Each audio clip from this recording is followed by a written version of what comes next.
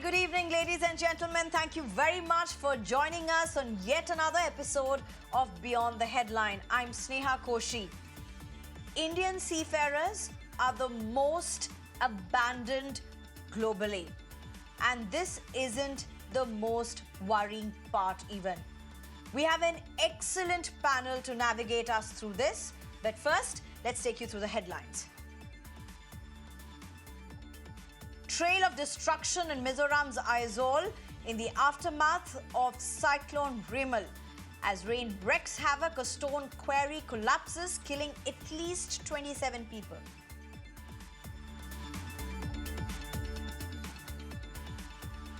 Sikkim High Court introduces menstrual leave policy. Court's registry employees can now claim 2 to 3 days of menstrual leave every month.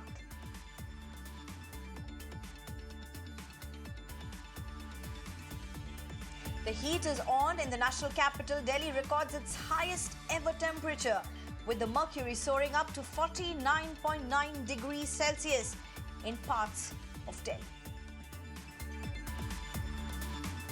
Former JNU student Omar Khalid to remain in jail. Delhi court rejects his bail application in 2020 Delhi riots conspiracy case. Termed as an engineering marvel, Mumbai's coastal road begins leaking barely 3 months after it was inaugurated. Several cracks emerge on the route, leading to water leakage. State government assures action.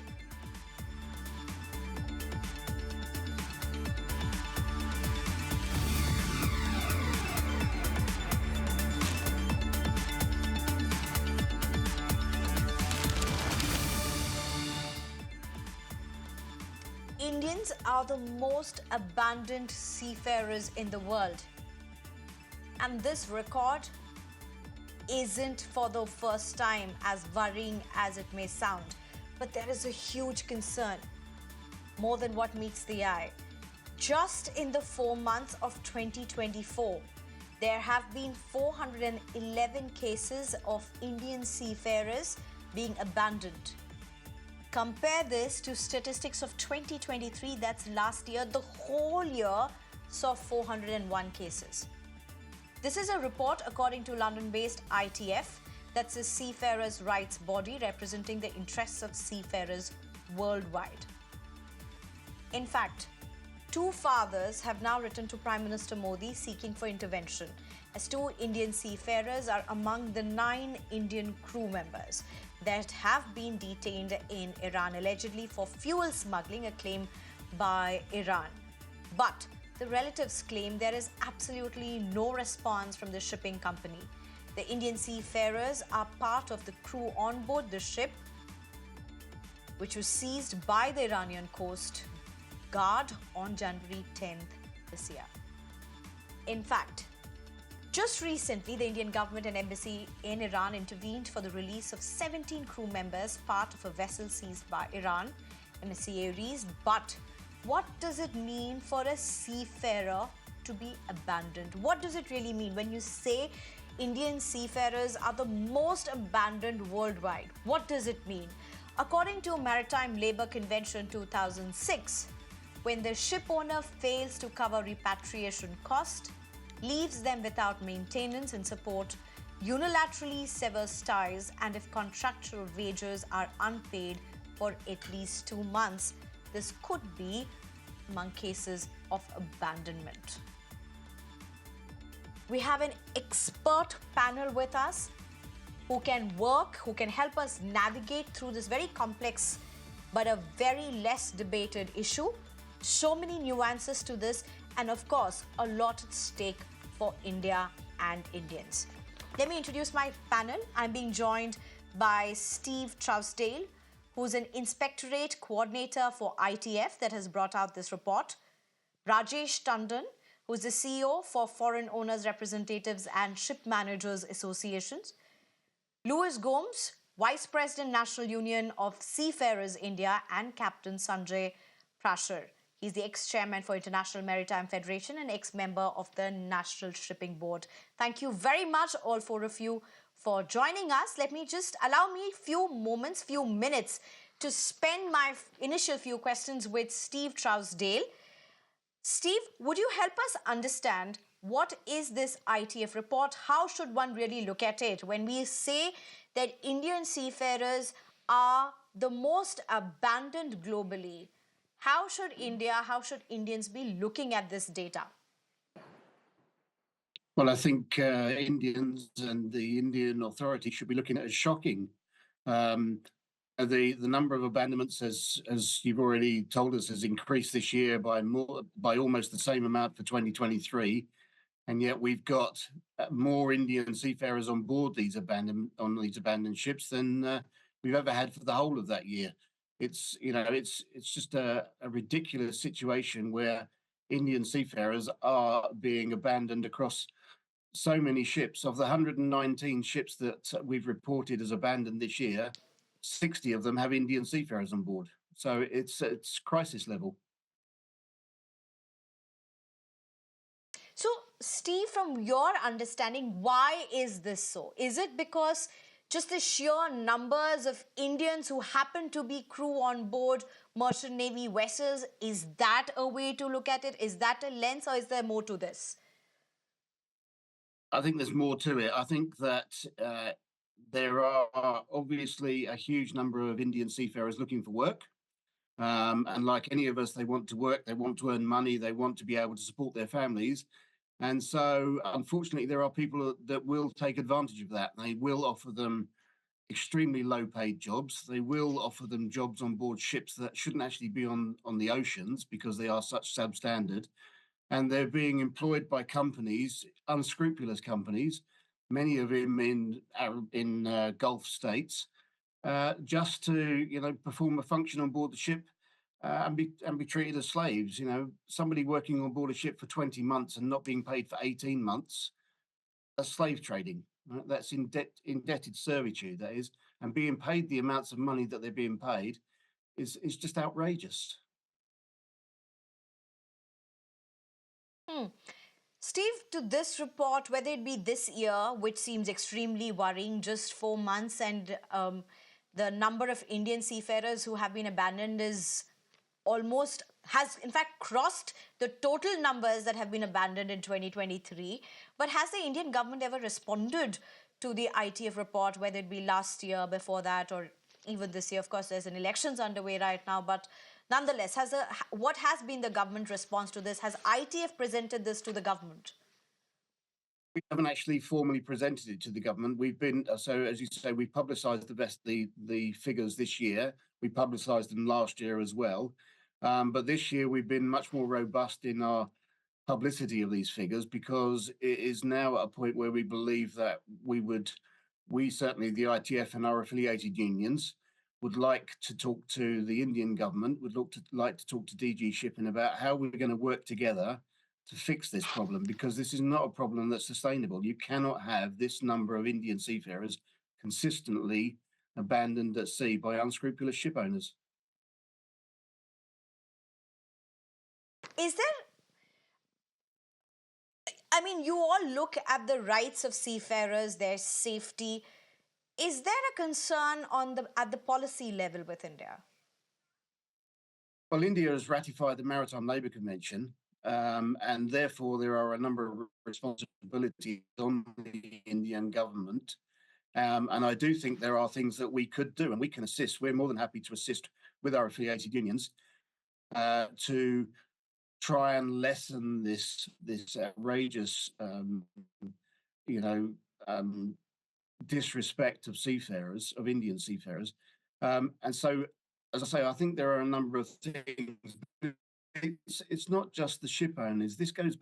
Some of this problem goes back to Indian manning agents as well, who knowingly put Indian seafarers on board substandard vessels or abandoned ships either. Because when you take one crew off, they're replaced by another crew, maybe not Indians, but in some cases they're replaced by another crew who are Indians, and they're abandoned as well straight away.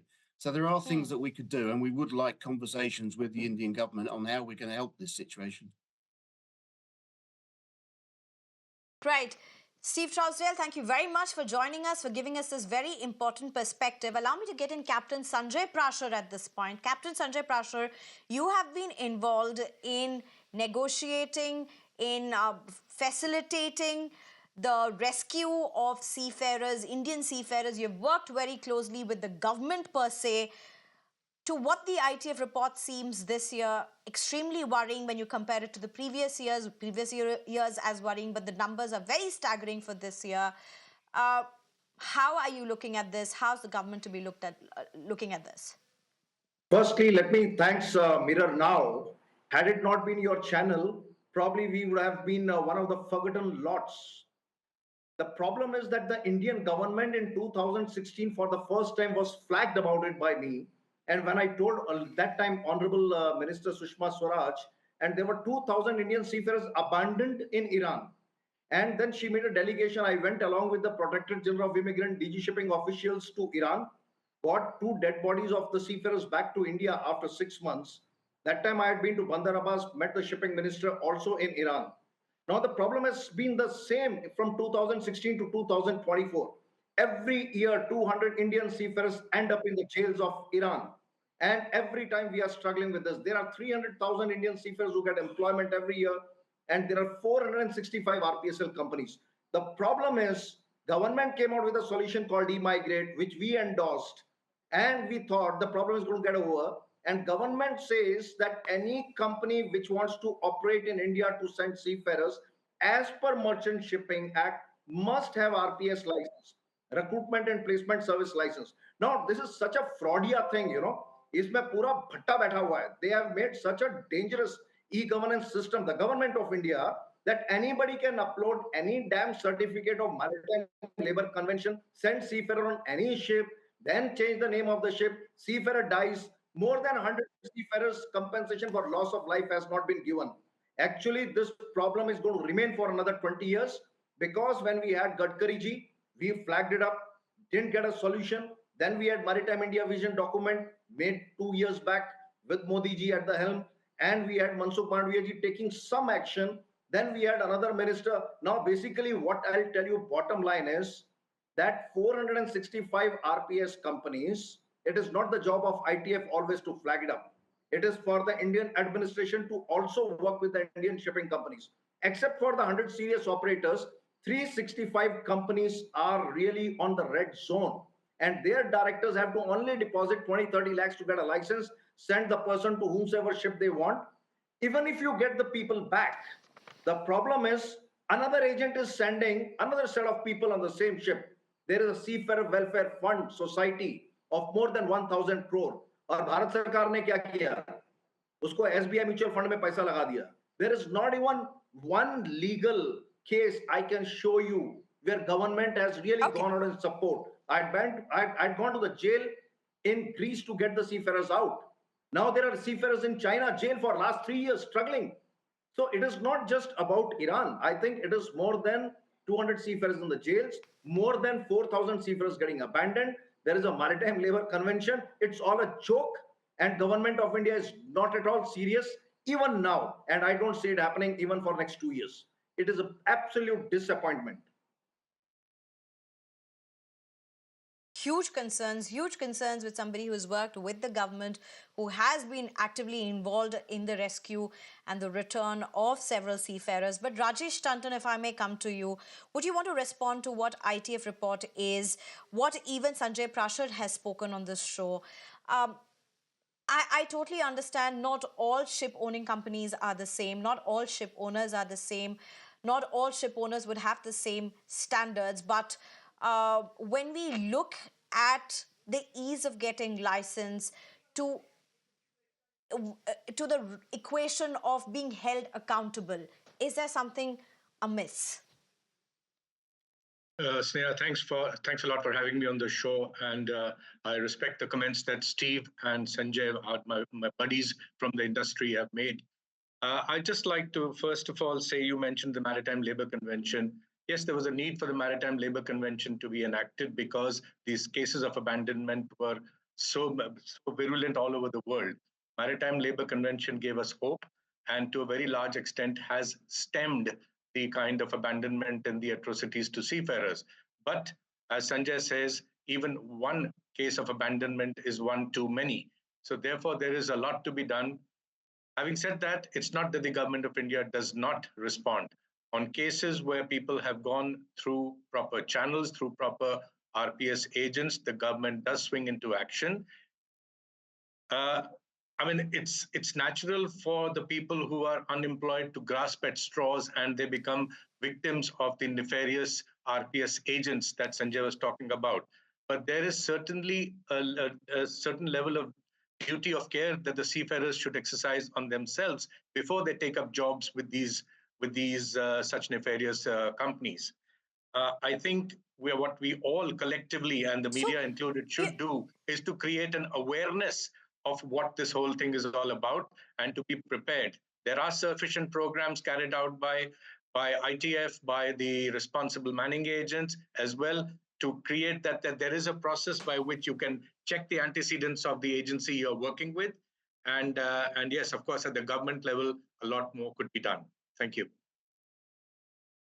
No, so my question is, if there is somebody who is getting hired or is joining a particular shipping company, now that company doesn't have any record of abandoning its sailors as it were in the past, but you get into a situation and you see the company abandons its seafarers. Now, whose responsibility is the seafarer? Because the company clearly has abandoned it, so whose responsibility is the seafarer? Okay, there could be various host of reasons on why the abandonment takes place, and let's not get into that. It could be a bona fide bankruptcy, etc. But what Sanjay was alluding to is people getting defrauded, and that is our biggest concern. If there is an issue, the manning agents over here provide a bank guarantee for the repatriation and recourse to the abandoned seafarers, and the government of India can invoke that guarantee to bring the seafarers back. Even the companies, the manning agents go all out, at least the responsible manning agents do. And I had an association called FOSMA, and in the last 30 years, I can always say that we've not had a single case of abandonment from our members. But as Sanjay said, the 100 manning agents who work responsibility are not the problem. The problem is the other ones who slip through the cracks, get their licenses, and are able to send seafarers out who get into these kind of troubles. Luis Gomez, if I can have you in, so whose responsibility is the seafarer? A seafarer goes to the sea as a citizen of a particular country, but works for a vessel which could be under the flag of any country for that matter. The company may abandon the shipping owner, the shipping company may abandon the seafarer. The country may not really step up. You've had cases where India has intervened extremely strongly and got its seafarers back. There are other Indians who are still stranded in countries because they have been abandoned by their seafarers. So ultimately, whose responsibility is the seafarer? I mean, as an Indian national, it is the government of India's responsibility to bring all its subjects back, irrespective of how they manage to get there into that situation. But a duty of care, like I mentioned, also rests with the individual to look after the antecedents where he's taking up a job. If he has been conned into it, he should be brought back by the government of India. And the responsible managers and the manning agents do work closely with the ITF and the National Union of Seafarers, and we do work together to bring our people back. But still, we have these cases like the ones that they don't go as seafarers. They go on tourist visas, and then they are conned into being put on board the ships if they don't have a proper seafaring license. But I mean, I understand you're flagging an issue for sure. There would have been instances, but definitely not all instances are like that. Luis Gomez, what would you respond to what this data is, what the challenge remains? I mean, of course, there's huge amount of money involved. The seafarers get paid huge amount of money. That's one of the reasons why they take up this kind of a job. There's also a huge amount of risk. And of course, a large bulk of the global trade happens through these routes. Luis Gomez, please. Thank you for bringing us into this Mumbai Mirror. And I would say that since I'm representing the Seafarers Union and National Union of Seafarers of India, I'll go back a little bit past, 3 decades back, when National Union of Seafarers of India was demanding to the Director General of Shipping, Maritime Administration, to get all we seem to have some issue, and if my team can take off Luis Gomez. Mr. Luis Gomez, we seem to have some disruptions with your line. We'll try and get back to you at this point. But Steve Trowsdale, is there a particular difference that you see in how India handles situations like this, and possibly about how other countries are handling this? And remember, these are very unprecedented circumstances. You have wars literally happening, and you're seeing a lot of efforts by Indian Navy to salvage seafarers, to respond to distress in several parts of the global waters. But this is a very different paradigm. Yeah, to be honest with you, India is no different from a number of countries around the no one particular country is doing a great job at bringing back seafarers that are abandoned. Okay, it's and just going on to whose responsibility it is. So the Maritime Labour Convention states that if the company, for whatever reason, chooses not to repatriate the seafarers or cannot because they've gone into bankruptcy or anything, it's the responsibility of the flag state. And if it's not the flag state because they cannot or will not, and in many cases, some of these flags, some of the worst flags, Tanzania, Palau, these flags will never ever pay for repatriation of seafarers on board their ships. Then it becomes the responsibility of the port state. So there's a number of people there that have got responsibilities to bring these seafarers home, but the reality is none of them are doing it. And it's not just the war zone, it's the abandonment happens across the world. You know, we have abandonment throughout the Gulf, but we've had abandonment in Europe, South America, Asia. So it's not just war zones or anything like that. Abandonment is happening everywhere, and nobody is taking responsibility of bringing these seafarers home. That's true. Very important points.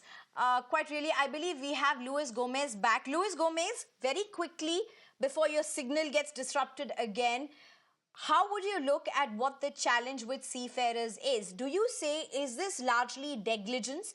Is this largely lack of knowledge? Or is it just so easy to get entangled in this I would say that with no accountability? I would say that yeah, as a representative of Seafarers of Union, we had always been demanding that all the RPSL companies should be registered with the Maritime Administration.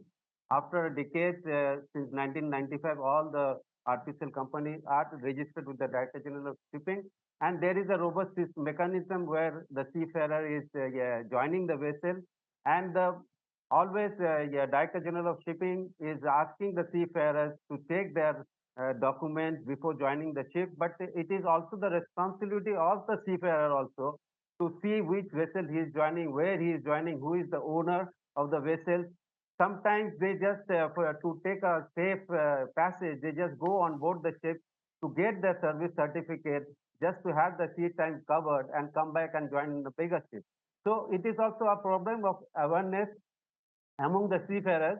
And I understand that recently Director General of Shipping has passed an DGS order where he has mentioned all the RPSL companies that they have to show to the seafarers their agreement, which vessels they are going, what is the agreement, what is the terms and conditions. Until and unless the seafarer doesn't know where he is going, he will be trapped by any sorts of unscrupulous agents. And there is, and also from the government part of it, they are doing their level best. They have a grievances mechanism. They have their Digicom centers, but in spite of this, yeah, unscrupulous seafarers, unscrupulous artisan agents, they run away No, with disorder and they just, but Mr. yeah, Luis and government Gomez, the is fact not, remains, in most yes. cases, you would never know where you're going to, because it's only once you have landed on the vessel, when you have boarded the vessel, that you are told which is your next port. And once you reach the next port, only then you will know which is your next port. So it's never like you know the route, you never know where you're going to. That's not how most of the seafarers function. But the system says that you will have to see that every artificial company before joining the vessel they have to sign the contract with the seafarers. Seafarer, it is the duty of the seafarer also to take that thing. If they have any problem, they should come and report to the union. They should contact the company. They should contact the Maritime Administration, Shipping Master's Office. I think they will do. So from their part also they are lacking in there. and awareness program should be there where the seafarer should know where they're joining, and they should be Okay. having a robust system where the seafarer cannot go without gaining a proper knowledge about their place of engagement. Thank you. Okay, Rajesh Tandon, let me bring this question Hello. to you to get that perspective as well. Now, Luis Gomez is saying that there's this agreement, and the people must know where they're going to go next, where the seafarers is going to go. But that's not how the industry functions. I mean, bulk of the seafarers would say that they don't know which port they're going to next. Unless they reach one port and they're told where next. That's how much of the seafarers function. So, I mean, this by itself is a clause that really doesn't stand the merit. Sneha, let me just bring it to your Allow me, notice. sorry, I'm going to interject one more part, sir, so you can just give a combined answer. If you look at the recent cases, there was a crew that was flown in to an abandoned vessel. They did not know that that vessel was abandoned. It's only once they reached that vessel, and the other team was sent out, that they realized, oh, this was an abandoned vessel. But this could happen with anyone. Let me just tell you a few things. Any seafarer who goes on board any ship, he gets an email alert that he is going on which ship, what rank. I've been telling DG Shipping on the e-governance, they must also put the MLC certificate as an attachment. And when the company cancels that particular ship, he's been sent to another ship, he never gets an alert.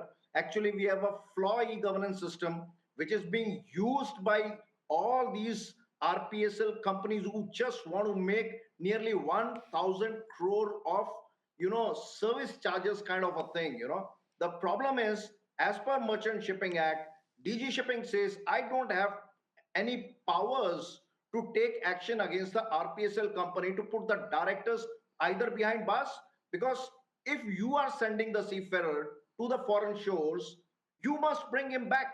And if you need any assistance from anybody, you can always ask for it. So in my opinion, I don't feel very comfortable blaming the seafarer, whereas in the Ministry of External Affairs, in POEA, there is a pre-departure orientation training. All these seafarers have an average look at their age. They are between 22 to 27 years. What are you expecting out of a youngster going out of a training institute? All right. Where DG Shipping doesn't even have in curriculum these kind of human rights abuses. So I think we have got a long road ahead. And I think the industry has to accept that instead of blaming the seafarer, it is for us to put the things in the right perspective. Thank you, Sneha. All right, Captain Sanjay Prashar, but also Rajesh Tandon to you, possibly my last question to you. With this report of the ITF coming, with just in 4 months of 2024, if you see 411 cases of Indian seafarers being abandoned, do you see an SOS with respect to Government of India and the maritime industry with respect to India waking up to an alert, or is this going to be business as usual? Well, it cannot be business as usual, and this is a concerning situation. We all need to collectively work together and try and make a change. But the nefarious elements, the unscrupulous elements, always stay ahead of the enforcement authorities. So we have to remain alert, and perhaps what Sanjay is mentioning, maybe it's time to look at the e-governance model. I do believe that its entire thing is being revamped. They are trying to use some artificial intelligence and other mechanisms to try and stay ahead of any such changes being made, like change a ship without informing the seafarer, etc. But yes, collectively, we need to solve this problem. We cannot let this, it cannot be business as usual. Thank you. All right. That's true. I think everybody would agree on that note. Steve Trowsdale, the last question to you for this show. With the situation, the international scenario right now, with wars between countries, with threats of wars between countries, do you see the situation and the challenge of abandonment only worsen? Well, to be honest with you, I don't think that the wars that are going on are fueling abandonment. Abandonment was happening long before any of the conflicts that we currently see. So an abandonment is not about seafarers sailing through war zones or anything like that and being about. Abandonment is about bad ship owners who just don't stand up to their responsibilities to the seafarers on board their ships. All right.